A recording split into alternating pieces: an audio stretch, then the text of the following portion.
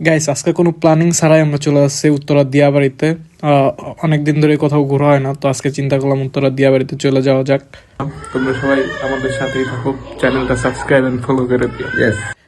Already আমরা একটা রিক্সা নিয়ে বের হয়ে পড়ছি। ফার্স্টে আমরা চলে যাব মিরপুর 11 নম্বর মেট্রো স্টেশন, দেন ওইখান থেকে মেট্রোতে করে চলে যাবো উত্তরা দিয়াবাড়িতে।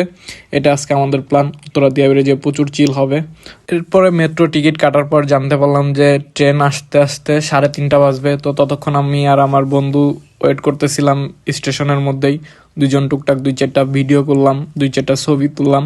এরকম করতে করতে 3:30 বেজে গেল।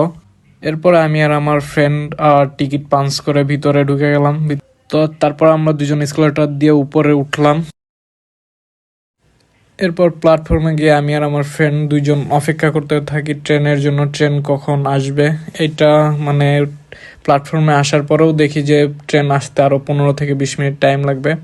তো আবারও আমরা এখানে কিছু ভিডিও করে নিয়ে আমি আর আমার ফ্রেন্ড দুজনে অপেক্ষা করতে থাকি। এর মাঝে দেখি উল্টা দিক থেকে ট্রেন আসতেইছে, বাট আমাদের ট্রেনের কোনো খবর নাই, মানে কিছু করার নাই অপেক্ষা করা ছাড়া। ট্রেন আসতে দেখলাম যে এখনও 15 মিনিট টাইম আছে।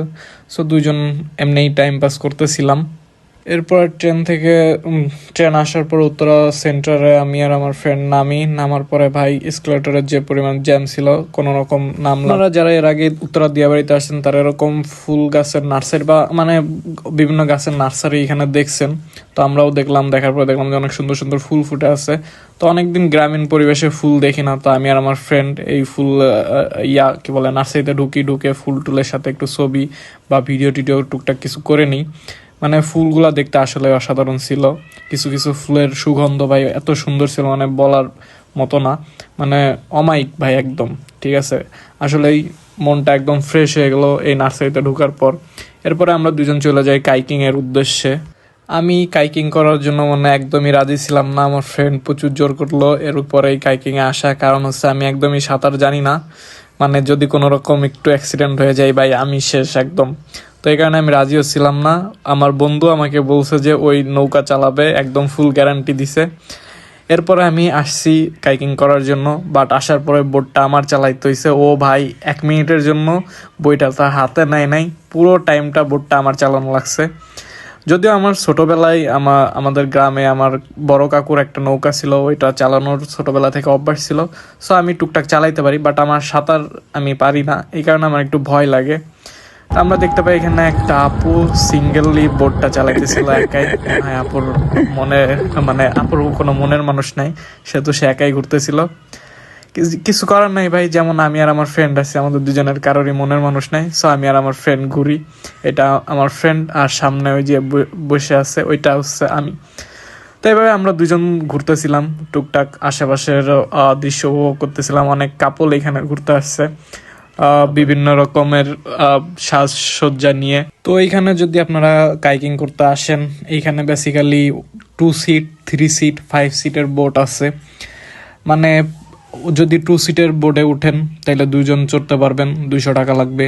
3 সিটের বোর্ডে যদি উঠেন তাহলে 300 টাকা লাগবে, মানে মাথা পিছু আপনার হচ্ছে কত 100 টাকা করে লাগতেছে। 5 সিটের টাই যদি উঠেন তাহলে 500 টাকা লাগবে। এখানে ভাই কাইকিং করার সময় আসলে ভিউটা অনেক জোস ছিল, যেটা আসলে মনোমুগ্ধকর, একদম মুড ফ্রেশ করে দেওয়ার মতো। আপনারা এখন আপাতত ভিউটা উপভোগ করেন।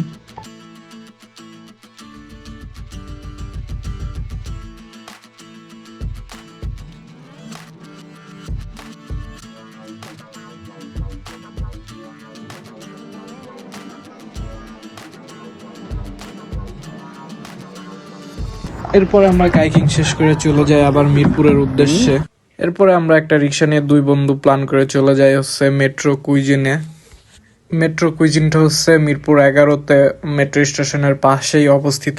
তো আমরা এখানে চলে যাই হালকা কিছু খাওয়া দাওয়া করার জন্য, আমি আর আমার ফ্রেন্ড। তো এরপরে আমরা দুইজন 2টা রাইস বল অর্ডার করি এবং দুইজন খুব তাড়াতাড়ি খাবার শেষ করি, কারণ আমাদের হাতে টাইম খুবই কম ছিল।